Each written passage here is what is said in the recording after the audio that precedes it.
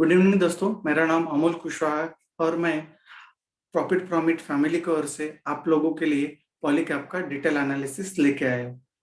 तो दोस्तों, इस एनालिसिस में हम ये देखेंगे कि पॉलीकैप किस सेक्टर को बिलोंग करती है, इंडिया में ये सेक्टर कैसे परफॉर्म कर रहा है, पॉलीकैप का पास्ट परफॉर्मेंस कैसे था, करंट ट्रेंड जो अभी H1 के रिजल्ट आए हैं उस पर पॉलीकैप ने क्या रिजल्ट दिखाए है, उसका ग्रोथ कैसा है और उस करंट रिजल्ट पे पॉलीकैप फ्यूचर में कैसे परफॉर्म कर सकती है।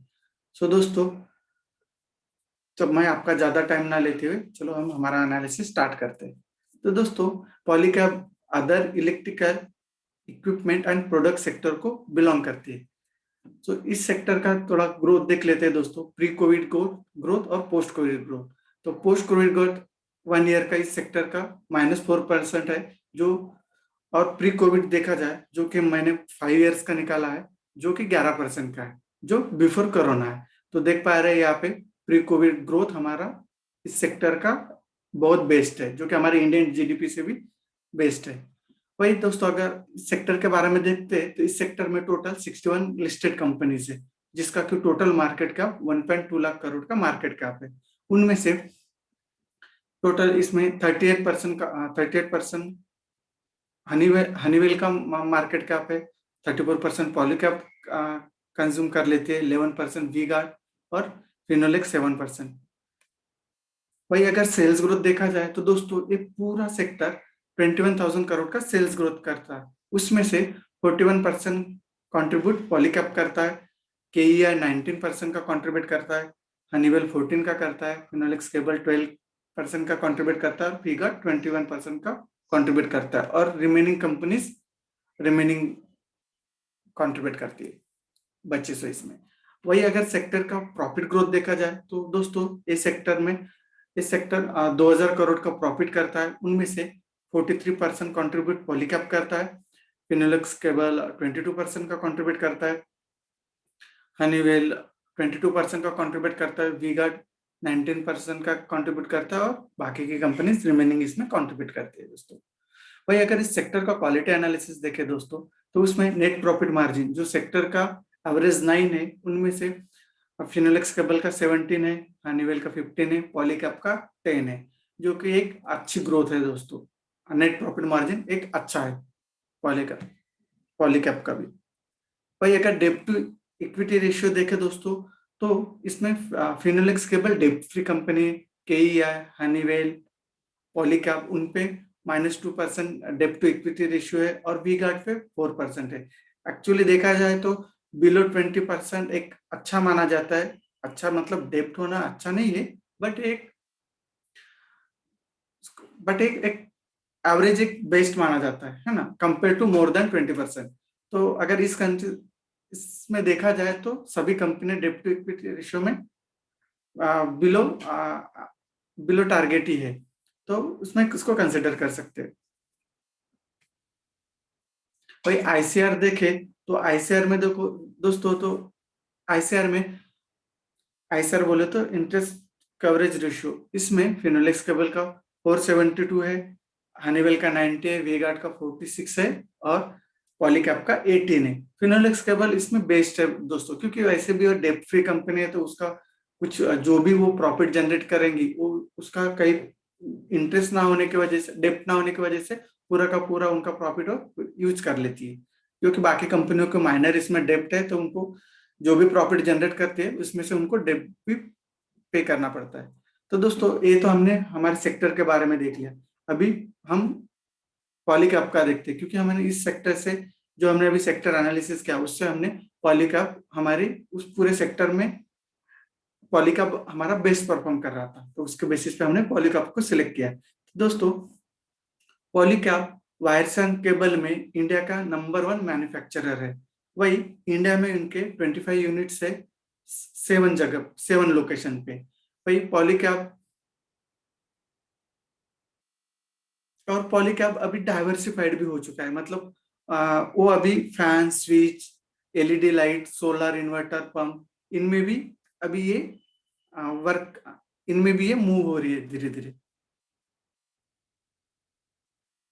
सो दोस्तों, जैसे कि आप देख पा रहे हो, जैसे कि मैंने अभी कुछ देर पहले बताया कि पॉलीकैब इंडिया में इनका देखिए कितना स्प्रेड हुआ है, मतलब वाइड बिजनेस कर पा रहे, जैसे कि उनके 23 मैन्युफैक्चरिंग फैसिलिटीज है, वेयर हाउस एंड डेपोज 52 है, कॉर्पोरेट ऑफिस 1 है, 4 रीजनल ऑफिस है, यानी ऑल ओवर इंडिया में ये इतना स्प्रेड अप हुआ है। तो दोस्तों पॉलीकैब सिर्फ इंडिया में ही नहीं बिजनेस करती है, तो जो भी मैन्युफैक्चरिंग होती है वो 55 कंट्रीज में एक्सपोर्ट भी करती है अदर देन इंडिया।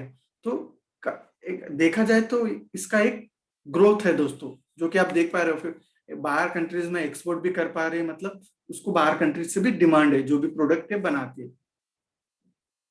तो दोस्तों अगर थोड़ा डिटेल में देखा जाए तो पॉलीकैब 2014 से अगर देखा जाए तो 7 सालों में पॉलीकैब ने 13% CAGR से सेल्स ग्रोथ दिया है, जो कि 2014 में पॉलीकैब अराउंड 4,000 करोड़ का सेल्स ग्रोथ करती थी, जो कि 2021 आते आते ये 9,000 अराउंड अप्रोक्सीमेटली 9,000 करोड़ का सेल्स ग्रोथ करती है। और जो अभी इनके करंट रिजल्ट आए, उस रिजल्ट के बेसिस पे हमने ये अनुमान लगाया है कि पॉलीकैब इस साल life time high sales growth कर सकती है। वो कैसे, जो अभी हम आगे आपको बताएंगे कि हमारा अनुमान हमने किस बेसिस पे लगाया है।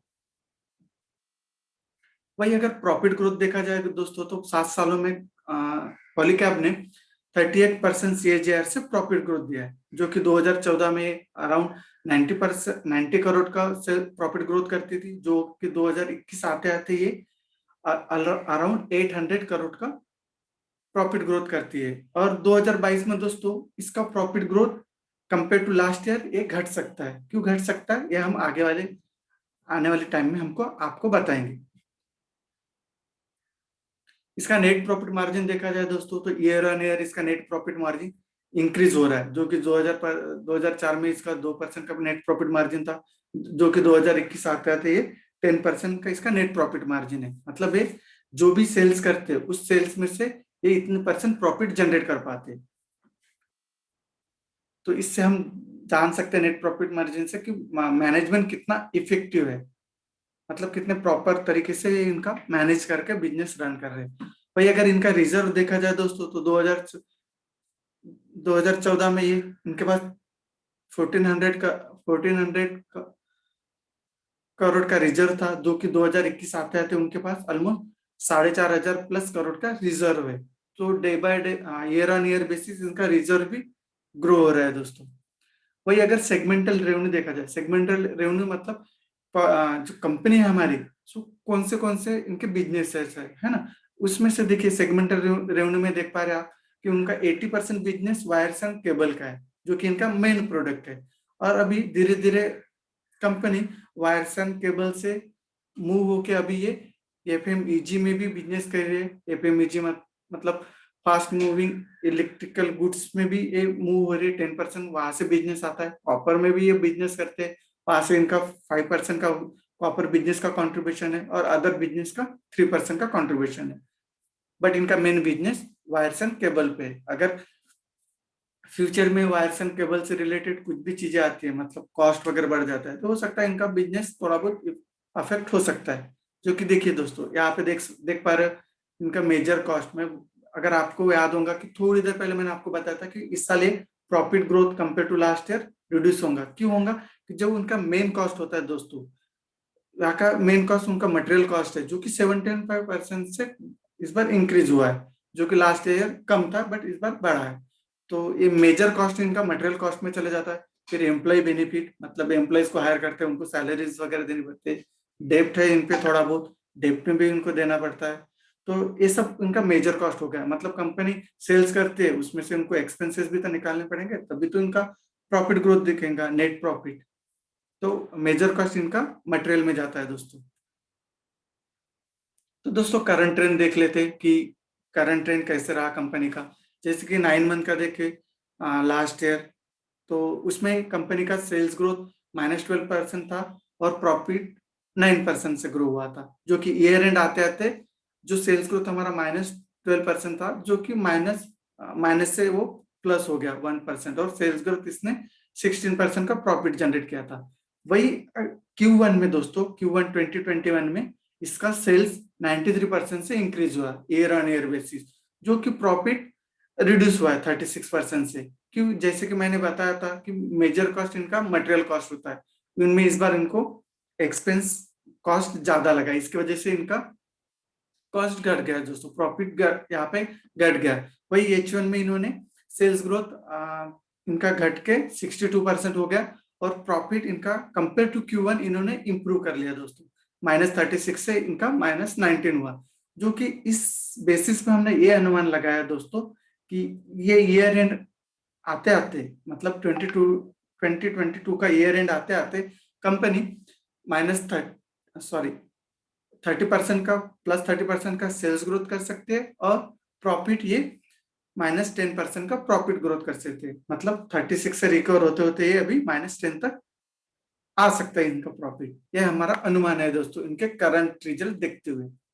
भाई अगर दोस्तों अभी हम इसका फ्यूचर प्रोजेक्शन देख सकते हैं कि आने वाले 10 सालों में कंपनी कैसे परफॉर्म कर सकती है। तो दोस्तों हमने शॉर्ट टर्म ग्रोथ, जब भी अभी थोड़ी देर पहले मैंने आपको बताया करंट ट्रेंड में कि हमने शॉर्ट टर्म ग्रोथ 30% का सेल्स ग्रोथ लिया और प्रॉफिट -10% का लिया, और लॉन्ग टर्म में हमने दोस्तों प्रॉफिट और सेल्स ग्रोथ 14% लिया। इसके बेसिस से हमारा ये अनुमान है दोस्तों कि आने वाले समय में ईयर एंड 2020 खत्म होते तक कंपनी अप्रोक्सीमेटली 11,000 का सेल्स कर सकती है। वही 2035 आते आते कंपनी 63,000 करोड़ का सेल्स कर सकती है।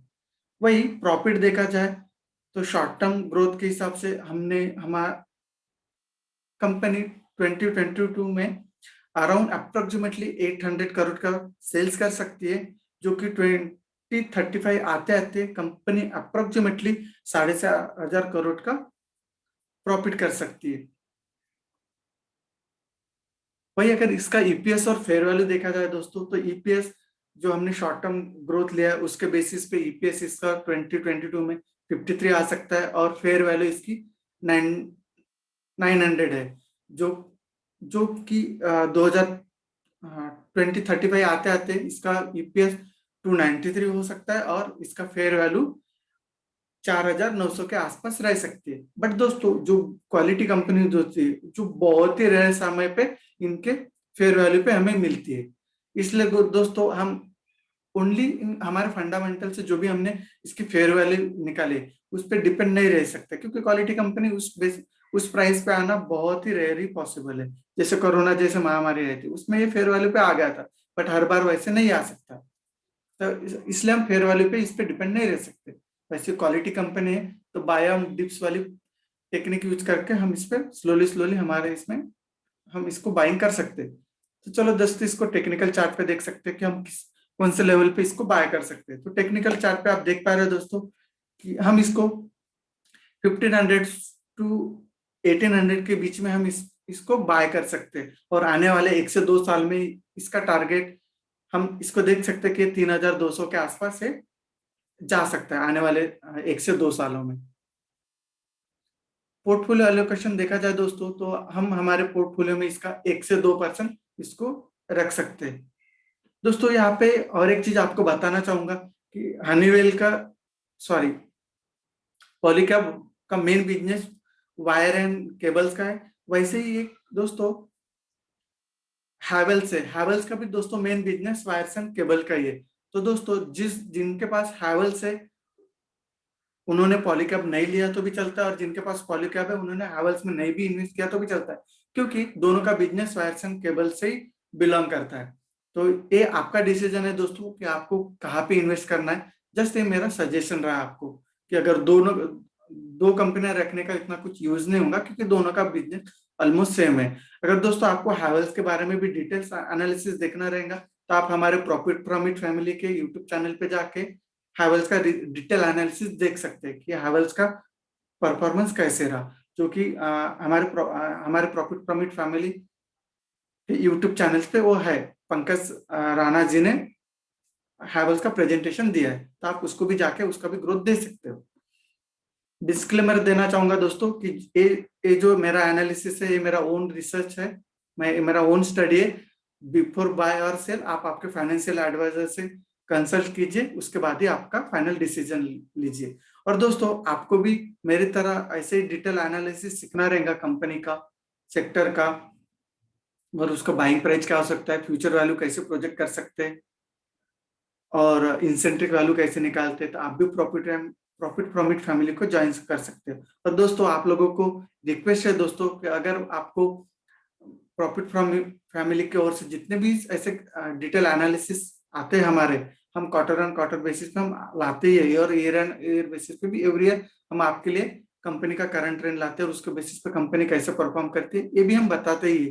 तो अगर आपको ये सब वीडियो हमारे अच्छे लगे तो एक लाइक कर दीजिएगा, और हो सके तो आपके फैमिली और फ्रेंड्स में भी इसको शेयर कर दीजिएगा। थैंक यू दोस्तों, हैव अ गुड डे।